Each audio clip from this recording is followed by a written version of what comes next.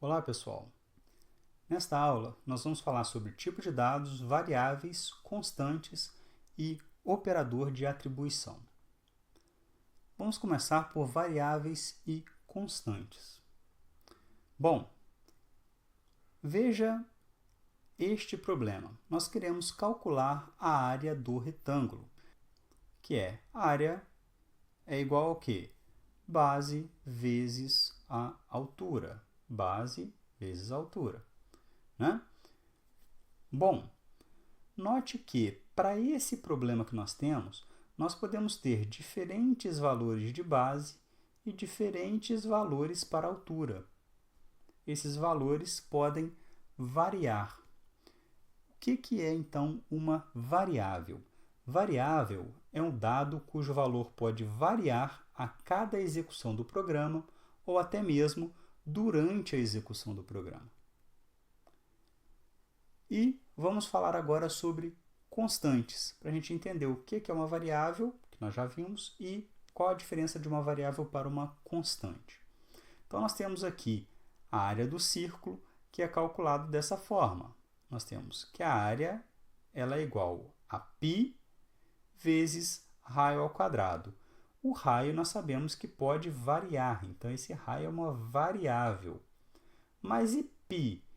π é um valor constante, ele é o mesmo durante todas as execuções do programa. Ele não vai mudar, ok? Então, π é o que a gente chama de constante ou literal. Então, constante é um dado cujo valor se mantém inalterado durante todas as execuções do programa. Bom, só que variáveis e constantes, elas precisam ter um tipo de dado, ok? Então, vamos falar sobre tipos de dados. Toda variável ou constante possui um tipo de dado. Por exemplo, o inteiro é um tipo de dado que a gente utiliza para quê? Para trabalhar com números inteiros, números que não possuem parte fracionária. Para que eu posso utilizar um número inteiro? Eu posso usar o número inteiro para representar a idade de alguém, por exemplo, a pessoa tem 20 anos. Um tempo em segundos, foram 35 segundos. O número de portas em um carro, 4 portas. Ok? E no C# nós utilizamos o tipo int para definir que uma variável, por exemplo, é do tipo inteiro. Ok? Bom, já o número real é um tipo de dado utilizado para trabalhar com números reais. Que tipo de... para que a gente pode utilizar, então, números reais? Por exemplo, podemos utilizar para representar o peso em quilogramas, ou a altura em metros de uma pessoa. Nós não vamos falar que a pessoa tem 1, 2 metros. A gente vai falar que a pessoa tem 1,8 metros, 1,80 m, por exemplo. Ok? Valores monetários, ou seja, para utilizar, para trabalhar com dinheiro, tá? Nesse curso aqui nós vamos utilizar também números reais para isso, tá? Médias são sempre números reais, áreas, etc. Tá? E o tipo em C# que a gente utiliza para representar número real é o tipo double. Podemos querer também representar um caractere, tá? Então, o caractere é o tipo de dado que a gente usa para representar um único caractere, ok?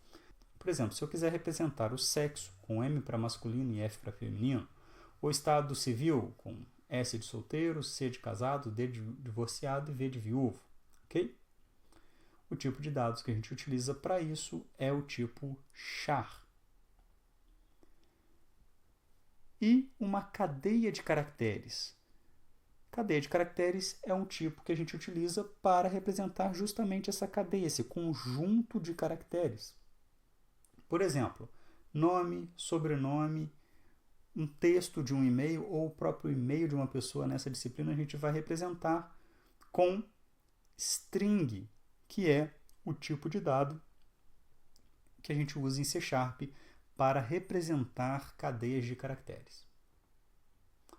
Podemos querer também representar o tipo booleano, tá?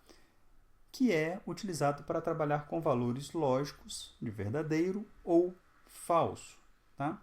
Por exemplo, se você quiser saber se uma pessoa possui ou não possui dependentes, se ela deseja ou não deseja receber e-mails promocionais, você pode utilizar o tipo booleano, que em C# é bool. E temos aqui alguns exemplos de constantes em C#. Essa primeira constante aqui é uma constante do tipo int.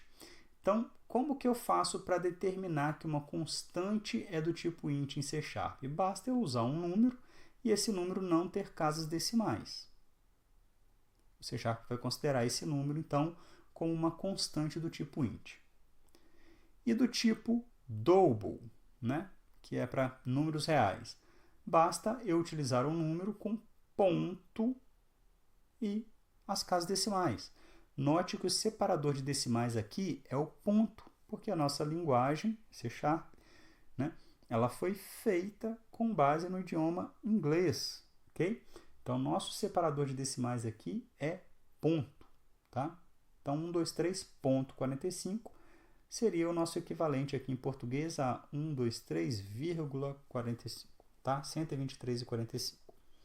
Bom, isso daqui é uma constante, então, do tipo double, porque tem o ponto aqui para indicar que tem casas decimais. Já essa daqui é uma constante do tipo char, ou caractere. Como que a gente sabe que é uma constante do tipo char? Por conta das aspas simples. Se eu tenho aspas simples, aqui dentro eu posso ter um único caractere, e esse daqui é a constante que representa o caractere X maiúsculo. Okay? E aqui nós temos uma constante também, que é uma string, ou cadeia de caracteres. E como que eu sei quando eu vou ter uma string? Eu sei pelas aspas duplas. Então, se eu tenho aspas duplas, o que está entre aspas duplas aqui é uma string. Ok? Bom, vimos constantes, sabemos que existe tipo de dados, mas como exatamente que eu posso usar uma variável? Como que funciona isso? Então, para isso, a gente tem que aprender a declarar a variável primeiramente. Tá? O momento onde a variável é criada no programa é exatamente em sua declaração. E para declarar uma variável, você precisa indicar ao menos duas coisas. Primeiro, o tipo de dado dessa variável, e em seguida, o nome ou identificador dessa variável. Então, você vai dar um nome para cada uma das suas variáveis. Por quê? Porque é muito mais fácil para qualquer programador guardar o nome de uma variável do que guardar um determinado endereço de memória, mesmo porque a alocação desse endereço não vai se dar através de um código, de um local exato, específico, e sim é gerenciado pelo sistema operacional. Bom, então vamos lá. Nós temos aqui um int, que é isso daqui? É o tipo de dado. Idade, que é o nome ou identificador da variável. Ponto e vírgula. O ponto e vírgula indica fim de comando. Então, eu tenho uma variável do tipo int e o nome da variável é idade. O nome deve ser sugestivo daquilo que você vai fazer com aquela variável. Então, se o nome é idade, essa variável representa a idade de alguém. Lembre-se de utilizar o ponto e vírgula para finalizar o comando, ok? Bom, e o que acontece na declaração de uma variável? Vai ser reservado um espaço na memória do seu computador. Só que a quantidade de espaço reservado é determinado pelo tipo de dado da variável, tá? Outra coisa, o nome ou o identificador da variável que você fornece lá na declaração da mesma passa a indicar o endereço do espaço reservado, tá? E para acessar o espaço reservado, basta utilizar este nome declarado. Exemplo aqui. Eu tenho aqui uma declaração de variável, ó, int idade, ponto e vírgula.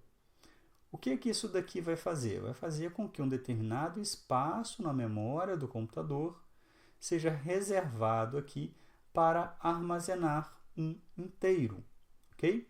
No nosso caso, como o inteiro contempla 32 bits, né? O inteiro de C# é um inteiro de 32 bits, o int.